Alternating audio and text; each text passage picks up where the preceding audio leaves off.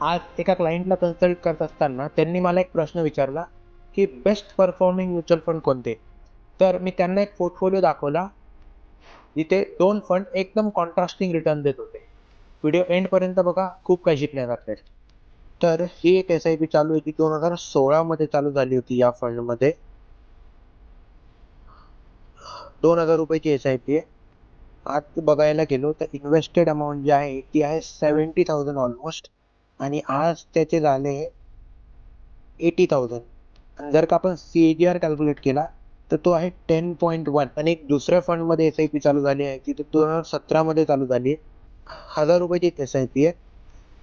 आणि आजची जी invested amount आहे ती आहे ऑलमोस्ट 86,000, आणि आज त्याचे झाले 1,75,000.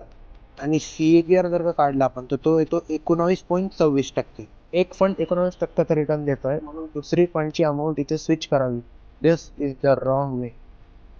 तुमचा जर तो ओव्हरऑल पोर्टफोलिओ 18 ते 20% देतोय, विच इज ॲब्सोल्युटली स्टनिंग. मी नेहमी म्हणत असतो 12% ची अपेक्षा ठेवा. एनिथिंग और everything beyond that is a bonus. Your trust mutual fund, your trust Bharat Patel. Thank you.